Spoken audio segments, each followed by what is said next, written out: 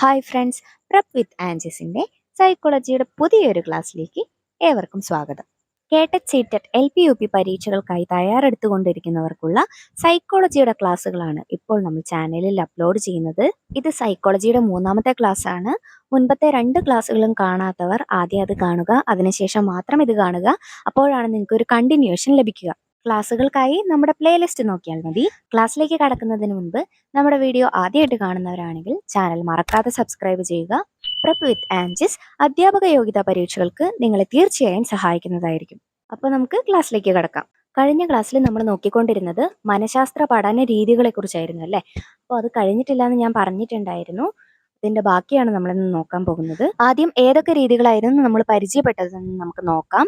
ഒന്നാമത്തത് ആത്മനിഷ്ഠ രീതി അല്ലെങ്കിൽ ആത്മപരിശോധനാ രീതി അല്ലെ, ഇൻട്രോസ്പെക്ഷൻ മെത്തേഡ്. നമ്മൾ പഠിച്ചു ഇൻട്രോ, സ്പെസിയർ എന്നീ ലാറ്റിൻ വാക്കുകളിൽ നിന്നാണ് ഇൻട്രോസ്പെക്ഷൻ എന്ന വാക്കുണ്ടാകുന്നതെന്ന്. സ്വന്തം മനസ്സിന്റെ ഉള്ളിലേക്ക് നോക്കലിനാണ് ഇവിടെ പ്രാധാന്യം കൊടുക്കുന്നത്. വില്യം വൂണ്ടാണ് ആദ്യമായിട്ട് ഉപയോഗിച്ചത് എന്നൊക്കെ നമ്മൾ പഠിച്ചിട്ടുണ്ടായിരുന്നു അല്ലെ. നിരീക്ഷണ രീതിയിലേക്ക് വരുമ്പോൾ ഒരാളുടെ വ്യവഹാരത്തെ നിരീക്ഷിക്കുന്നതിനെ അല്ലെ നിരീക്ഷണ രീതി എന്നതുകൊണ്ട് അർത്ഥമാക്കുന്നു. നിരീക്ഷണ രീതിയുടെ കുറച്ച് എക്സാമ്പിൾസും നമ്മൾ പഠിച്ചിട്ടുണ്ടായിരുന്നു. Direct observation, indirect observation, participant observation, non participant observation എന്നൊക്കെ പറഞ്ഞ് നമ്മൾ കുറച്ച് എക്സാമ്പിൾസും പഠിച്ചിട്ടുണ്ടായിരുന്നു. അതുപോലെ പരീക്ഷണ രീതിയിലേക്ക് വരുവാണെങ്കിൽ 1879 ജർമ്മനിയിലെ ലിപ്സീഗിൽ ആദ്യത്തെ പരീക്ഷണ മനഃശാസ്ത്ര ലബോറട്ടറി സ്ഥാപിച്ചെന്നും നമ്മൾ പഠിച്ചു. അതുപോലെ തന്നെ ആ ലബോറട്ടറി സ്ഥാപിച്ചത് വില്യം വൂണ്ടാണെന്നും പരീക്ഷണ മനഃശാസ്ത്രത്തിന്റെ പിതാവായി അദ്ദേഹം അറിയപ്പെടുന്നു എന്നും പഠിച്ചു അല്ലേ. അഭിമുഖം എന്തായിരുന്നു? 2 അതിൽ കൂടുതലോ ആൾക്കാർ മുഖാമുഖമായോ അല്ലാതെയോ ഏതെങ്കിലും ഒരു വിഷയത്തെക്കുറിച്ച് സംസാരിക്കുന്നതിനെ അല്ലെങ്കിൽ സംഭാഷണം നടത്തുന്നതിനെ പറയുന്നതാണ് അഭിമുഖം. ഒരു ഗ്രൂപ്പിൽ നടക്കുന്ന എന്തെങ്കിലും പ്രധാന കാര്യങ്ങളെക്കുറിച്ച് അറിയാൻ വേണ്ടിയിട്ട് നമ്മളെ സഹായിക്കുന്ന ഒരു മെത്തേഡാണ് സർവേ മെത്തേഡ് അല്ലെങ്കിൽ സർവേ രീതി അല്ലേ. ക്ലിനിക്കൽ രീതി നമ്മൾ വ്യാപകമായി ഉപയോഗിച്ച് വരുന്നത്, നമ്മൾ കേട്ടിട്ടും അറിയുന്നതും ആയിട്ടുള്ള ഒരു രീതി ക്ലിനിക്കൽ രീതിയാണല്ലേ. ആദ്യമായി ക്ലിനിക്കൽ രീതി ഉപയോഗിച്ചത് ആരാണെന്ന് ഓർക്കുന്നുണ്ടോ? ലൈഡ്നർ വിറ്റ്മർ ആണ് ആദ്യമായിട്ട് ക്ലിനിക്കൽ രീതി ഉപയോഗിച്ചത്.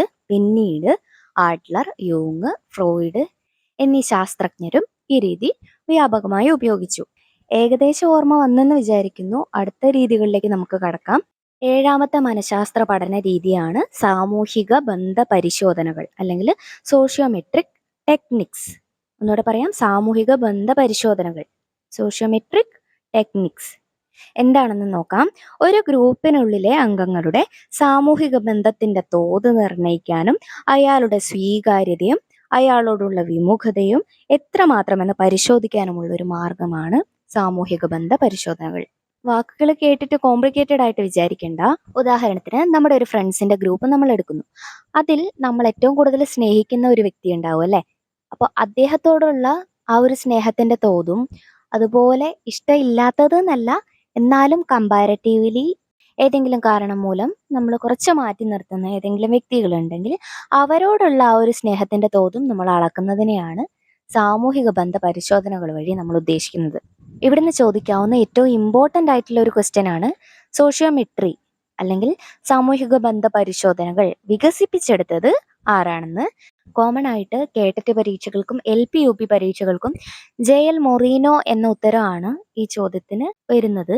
എന്നാൽ അദ്ദേഹത്തോടൊപ്പം ഹെലൻ ജെന്നിങ്സ് എന്ന് പറയുന്ന ഒരു വ്യക്തിയും കൂടെ ഉണ്ടായിരുന്നു സോഷ്യോമെട്രി വികസിപ്പിച്ചെടുക്കാൻ. ഓക്കെ, അപ്പോൾ ഇവിടെ 2 വ്യക്തികളുടെ പേര് പഠിക്കണം. ഒന്ന് JL മൊറീനോ, രണ്ടാമത്തത് ഹെലൻ ജെന്നിങ്സ്. ഓപ്ഷനിൽ മിക്കവാറും ഉണ്ടാവുക JL മൊറീനോ തന്നെയായിരിക്കും. അഥവാ ഇല്ലെങ്കിൽ ഹെലൻ ജെന്നിങ്സ് എന്ന പേര് അതിലുണ്ടോ എന്ന് നിങ്ങൾ നോക്കുക. ഞാൻ ഈ മെത്തേഡ് നിങ്ങൾക്ക് പറഞ്ഞു തരേണ്ട ആവശ്യം ഉണ്ടാവില്ല. കാരണം ഇന്റേൺഷിപ്പിന്റെ സമയത്തൊക്കെ നമ്മളെല്ലാവരും ഈ ആക്ടിവിറ്റി ചെയ്തതാണല്ലേ, ഈ വർക്ക് ചെയ്തിട്ടുണ്ടാവും. എന്താണ് സോഷ്യോഗ്രാം അല്ലെങ്കിൽ എങ്ങനെയാണ് ഈ മെത്തേഡ് നമ്മൾ യൂസ് ചെയ്യുന്നത് എന്ന് നമുക്ക് നോക്കാം. ഉദാഹരണത്തിന് നമ്മളൊരു ക്ലാസ്സിൽ പോയി ആ ക്ലാസ്സിലുള്ള കുട്ടികളോട് ചോദ്യങ്ങൾ ചോദിക്കുകയാണ്. 2 ചോദ്യങ്ങൾ ഇവിടെ കൊടുത്തിട്ടുണ്ട്. ക്ലാസ്സിൽ നിങ്ങളോടൊപ്പം ഇരിക്കാൻ ആഗ്രഹിക്കുന്ന വ്യക്തിയുടെ പേര്, പിന്നെയോ പിറന്നാളിന് വീട്ടിലേക്ക് ക്ഷണിക്കാൻ നിങ്ങൾ ഏറ്റവും ആഗ്രഹിക്കുന്ന സുഹൃത്ത്. ഇവിടെ നമ്മൾ ചെയ്യുന്ന കാര്യം, കുട്ടികളോട് ഒരു പേപ്പർ എടുക്കാൻ പറയുകയാണ്. ആദ്യം അവരുടെ പേര് എഴുതുന്നു, അതിനുശേഷം ഈ ചോദ്യങ്ങൾക്കുള്ള ഉത്തരങ്ങൾ എഴുതുന്നു. ക്ലാസ്സിൽ 25 കുട്ടികളാണ് ഉള്ളതെങ്കിൽ 25 കുട്ടികളുടെ പേപ്പർ നമുക്ക് കിട്ടും അല്ലെ. അതിൽ എഴുതിയ ആൾക്കാരുടെ പേരും ഉണ്ടാകും, അവരുടെ ഏറ്റവും അടുത്ത സുഹൃത്ത് ആരാണെന്നും ഉണ്ടാകും. ഓക്കെ, അപ്പൊ നമുക്ക് ലഭിച്ചിട്ടുള്ള വിവരങ്ങൾ അനുസരിച്ച് നമ്മളൊരു ഗ്രാഫ് വരയ്ക്കുകയാണെങ്കിൽ അതിന് പറയുന്നതാണ് സോഷ്യോഗ്രാം. വിശദമായി നമുക്ക് നോക്കാം. സോഷ്യോഗ്രാം എന്നത് ഒരു പ്രത്യേക ഗ്രൂപ്പിലെ ആളുകൾ തമ്മിലുള്ള സാമൂഹ്യ ബന്ധങ്ങളുടെയും ആശയവിനിമയങ്ങളുടെയും ഒരു ഗ്രാഫിക് രൂപമാണ്. ഇവിടെ ഒരു 4 പിക്ചേഴ്സ് തന്നിട്ടുണ്ടല്ലേ.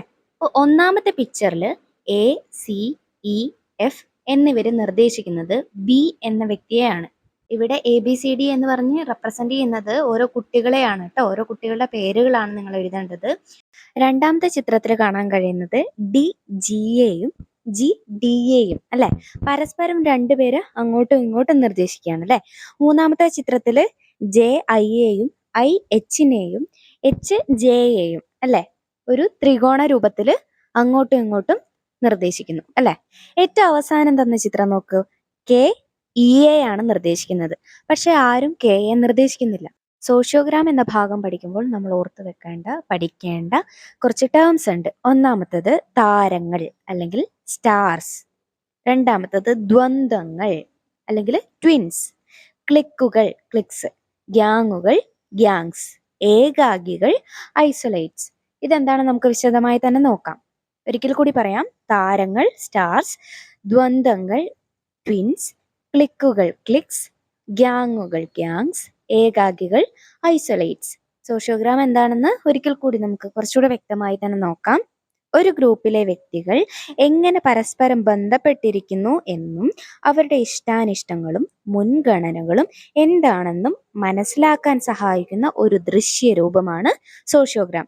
ഒരു ഗ്രൂപ്പിലെ വ്യക്തികൾ എങ്ങനെ പരസ്പരം ബന്ധപ്പെട്ടിരിക്കുന്നു എന്നും അവരുടെ ഇഷ്ടാനിഷ്ടങ്ങളും മുൻഗണനകളും എന്താണെന്നും മനസ്സിലാക്കാൻ സഹായിക്കുന്ന ഒരു ദൃശ്യരൂപമാണ് സോഷ്യോഗ്രാം. അതായത് കുട്ടികളോട് നമ്മൾ ഒരു പേപ്പർ എടുത്ത് അവരുടെ പേരെഴുതാൻ പറയുകയാണ്. അതിനുശേഷം അവരുടെ ഉറ്റ സുഹൃത്ത് ആരാണോ അവരുടെ പേര് പേപ്പറിൽ ഉണ്ടാകും. അതിനെ അപഗ്രഥിച്ച് നമ്മൾ സോഷ്യോഗ്രാം ഓരോ രൂപങ്ങളാക്കി ഇതുപോലെ നേരത്തെ കണ്ടതുപോലെ ഗ്രാഫിക് രൂപങ്ങൾ വരയ്ക്കുകയാണ്. എന്താണ് ആ ചിത്രങ്ങൾ ഉദ്ദേശിക്കുന്നത് നമുക്ക് നോക്കാം. ഒന്നാമത്തെ ചിത്രം നമ്മൾ കണ്ടു, എ സി ഇ എഫ് എന്നിവര് ആരെയാണ് നിർദ്ദേശിക്കുന്നത്? ബി എ നിർദ്ദേശിക്കുന്നു അല്ലെ. ഇതുപോലെ കൂടുതൽ വ്യക്തികളായി നിർദ്ദേശിക്കപ്പെട്ട ആളുകളെ താരങ്ങൾ അല്ലെങ്കിൽ സ്റ്റാർസ് എന്നാണ് പറയുന്നത്. ഓക്കെ, കൂടുതൽ വ്യക്തികളാൽ നിർദ്ദേശിക്കപ്പെടുന്ന ഒരു വ്യക്തി ഉണ്ടാവും അല്ലെ. ക്ലാസ്സിലെ ഏറ്റവും ആക്റ്റീവായിട്ട് നടക്കുന്ന അല്ലെങ്കിൽ എല്ലാവരോടും കമ്പനിയായിട്ട് നടക്കുന്ന ഒരു കുട്ടി ഉണ്ടെങ്കിൽ ആ കുട്ടിയായിരിക്കും ഇവിടെ താരമായി വരുന്നത് അല്ലെങ്കിൽ സ്റ്റാർ ആയിട്ട് വരുന്നത് അല്ലെ. രണ്ടാമത്തെ ചിത്രം എന്തായിരുന്നു? ഡി ജിയെയും ജി ഡിയെയും അവര് പരസ്പരം അങ്ങോട്ടും ഇങ്ങോട്ടും നിർദ്ദേശിക്കുകയാണ് അല്ലെ. ഇതുപോലെ രണ്ട് വ്യക്തികൾ പരസ്പരം നിർദ്ദേശിച്ചാൽ അവരെ പറയുന്നതാണ് ദ്വന്ദ്ങ്ങൾ.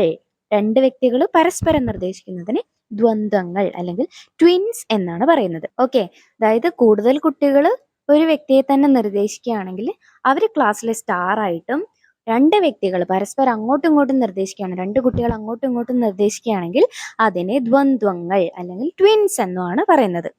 മൂന്നാമത്തെ ചിത്രം നമ്മൾ കണ്ടു, 3 പേര് അല്ലെ, ഒരു ത്രികോണം പോലെ 3ഓ അതിൽ കൂടുതലോ ആൾക്കാർ ഇതുപോലെ പരസ്പരം അങ്ങോട്ടും ഇങ്ങോട്ടും ഒക്കെ നിർദ്ദേശിക്കുകയാണെങ്കിൽ അതിന് പറയുന്നതാണ് ക്ലിക്കുകൾ.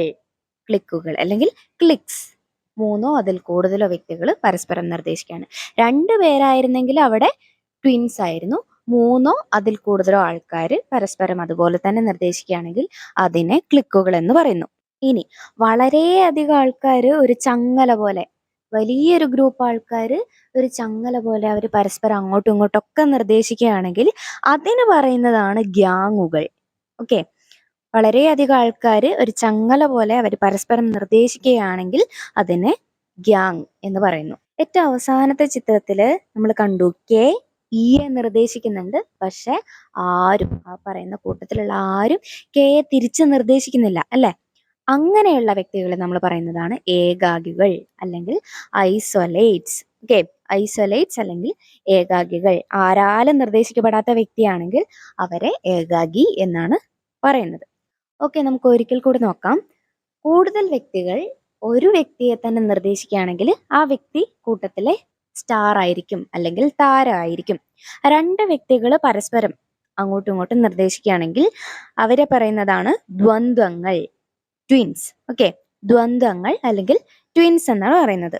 3ഓ അതിലധികമോ ആൾക്കാർ ഒരു ചങ്ങല പോലെ പരസ്പരം നിർദ്ദേശിക്കുകയാണെങ്കിൽ അവർ അറിയപ്പെടുന്നത് ക്ലിക്കുകൾ എന്നാണ്.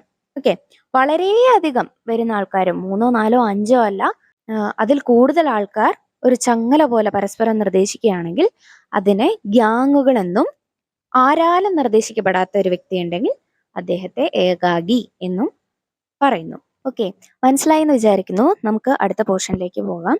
അടുത്ത മനഃശാസ്ത്ര പഠന രീതിയാണ് കേസ് സ്റ്റഡി. പലപ്പോഴും നമ്മൾ കേട്ടിട്ടുള്ള ഒരു വാക്കായിരിക്കും അല്ലെ കേസ് സ്റ്റഡി. എന്താണെന്ന് നമുക്ക് നോക്കാം. ഒരു വ്യക്തിയുടെ പ്രശ്നങ്ങളെ സംബന്ധിച്ച് ലഭ്യമായ സ്രോതസ്സുകളിൽ നിന്ന് വിവരങ്ങൾ ശേഖരിച്ച് സമഗ്രമായി പഠിക്കുന്ന രീതിയാണ് കേസ് സ്റ്റഡി.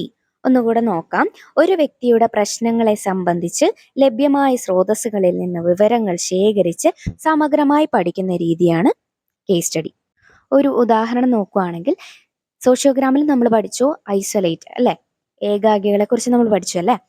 എന്തുകൊണ്ടാണ് ആരാലും ആ വ്യക്തി നിർദ്ദേശിക്കപ്പെടാത്തത്, ആ വ്യക്തി എന്തുകൊണ്ട് വേറെ ആരെയും നിർദ്ദേശിക്കുന്നില്ല എന്ന് കണ്ടുപിടിക്കാൻ വേണ്ടിയിട്ട് കേസ് സ്റ്റഡി നമുക്ക് വേണമെങ്കിൽ ഉപയോഗിക്കാം. എന്തുകൊണ്ടാണ് എല്ലാ വ്യക്തികളും ആ കുട്ടിയെ ഒറ്റപ്പെടുത്തുന്നത്, ഒഴിവാക്കുന്നത് എന്ന് കണ്ടുപിടിക്കാൻ ഒപ്പമുള്ള മറ്റു കുട്ടികളോടും നമുക്ക് വിവരങ്ങൾ ശേഖരിക്കാൻ പറ്റും അല്ലേ. അതുപോലെ തന്നെ ആ കുട്ടിയുടെ ഫാമിലി ബാക്ക്ഗ്രൗണ്ടും ചൈൽഡ്ഹുഡ് മുതലുള്ള വിവരങ്ങൾ ശേഖരിച്ചു വെച്ചൊക്കെ നമുക്ക് ഒരു പഠനം നടത്താം. ഓക്കെ, അപ്പോൾ ഇവിടെ പറയുന്നത് ഒരു പ്രത്യേക കേസിന്റെ ആഴത്തിലുള്ള പഠനമാണ് കേസ് സ്റ്റഡി എന്നാണ്. ഓക്കെ, ഒരു പ്രത്യേക കേസിന്റെ ആഴത്തിലുള്ള പഠനമാണ് കേസ് സ്റ്റഡി. കേസ് സ്റ്റഡിക്ക് ഹോളിസ്റ്റിക് സമീപനമാണുള്ളത്. ഹോളിസ്റ്റിക് സമീപനം എന്നതുകൊണ്ട് ഇവിടെ ഉദ്ദേശിക്കുന്നത് എല്ലാ വശങ്ങളിൽ നിന്നും ആ കേസിനെ പഠിക്കുക, എല്ലാ തലങ്ങളിൽ നിന്നും എല്ലാ വശങ്ങളിൽ നിന്നും ആ കേസിനെ വിലയിരുത്തുക എന്നതാണ് ഹോളിസ്റ്റിക് സമീപനം കൊണ്ട് ഇവിടെ ഉദ്ദേശിക്കുന്നത്. ഇവിടെ എന്ത് പ്രവർത്തനമാണ് നടക്കുന്നതെന്ന് നമുക്ക് നോക്കാം. പ്രശ്ന വിശകലനത്തിൽ നിന്ന് പ്രശ്ന പരിഹാരത്തിലേക്ക് അല്ലെ, ലഭ്യമായിട്ടുള്ള സ്രോതസ്സുകളിൽ നിന്ന് നമ്മൾ വിവരങ്ങൾ ശേഖരിക്കുന്നു, ശേഷം അത് അപഗ്രഥിച്ച് അത് വിശകലനം ചെയ്ത് എന്ത് ചെയ്യുന്നു, പരിഹാരത്തിലേക്ക് എത്തുകയാണ് ഇവിടെ നടക്കുന്നത് അല്ലെ. ഒരിക്കൽ കൂടി നോക്കാം. ഒരു വ്യക്തിയുടെ പ്രശ്നങ്ങളെ സംബന്ധിച്ച് ലഭ്യമായ സ്രോതസ്സുകളിൽ നിന്ന് വിവരങ്ങൾ ശേഖരിച്ച് സമഗ്രമായി പഠിക്കുന്ന രീതിക്ക് പറയുന്നതാണ് കേസ് സ്റ്റഡി. ഒരു പ്രത്യേക കേസിന്റെ ആഴത്തിലുള്ള പഠനമാണ് കേസ് സ്റ്റഡി. ഹോളിസ്റ്റിക് സമീപനമാണുള്ളത്. എല്ലാ വശങ്ങളിൽ നിന്നും പ്രശ്നത്തെ നോക്കിക്കാണുകയും പഠിക്കുകയും ചെയ്യുന്നു. അതാണ് ഹോളിസ്റ്റിക് സമീപനം കൊണ്ട് ഉദ്ദേശിക്കുന്നത്. പ്രശ്ന വിശകലനത്തിൽ നിന്ന് പ്രശ്ന പരിഹാരത്തിലേക്ക്. മനസ്സിലായല്ലോ അല്ലെ. അപ്പൊ നിങ്ങൾക്ക് വേണ്ട പോയിന്റ്സ് കേൾക്കുമ്പോൾ തന്നെ നോട്ട് കുറിച്ചെടുക്കുക. നോട്ട്സ് കയ്യിലുണ്ടെങ്കിൽ പരീക്ഷയ്ക്ക് തൊട്ട് മുന്നേ ആണെങ്കിൽ നമുക്കൊന്ന് മറച്ചു നോക്കാനല്ലേ, എന്തെങ്കിലുമൊക്കെ കയ്യിലുണ്ടാവും. എന്തൊക്കെ കാര്യങ്ങളായിരുന്നു നമ്മൾ ഇന്ന് പഠിച്ചത്?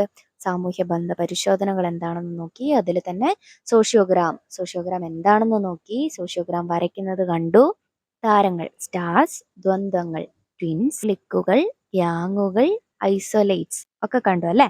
ഒരുപാട് ആളുകൾ ഒരു വ്യക്തിയെ തന്നെ നിർദ്ദേശിക്കുകയാണെങ്കിൽ അവരെ താരങ്ങളെന്നും, 2 പേര് പരസ്പരം നിർദ്ദേശിക്കുകയാണെങ്കിൽ അവരെ ദ്വന്ദ്വങ്ങളെന്നും, 3 അതിൽ കൂടുതലോ ആൾക്കാർ പരസ്പരം നിർദ്ദേശിക്കുകയാണെങ്കിൽ അതിനെ ക്ലിക്കുകളെന്നും, വളരെയധികം പേർ പരസ്പരം ഒരു ചങ്ങല പോലും നിർദ്ദേശിക്കുകയാണെങ്കിൽ അതിനെ ഗ്യാങ് എന്നും, ആരാലും നിർദ്ദേശിക്കപ്പെടാത്ത വ്യക്തി ഉണ്ടെങ്കിൽ അവരെ ഏകാഗികളെന്നും പറയുന്നു. പിന്നീട് നമ്മൾ നോക്കിയത് കേസ് സ്റ്റഡിയാണ്.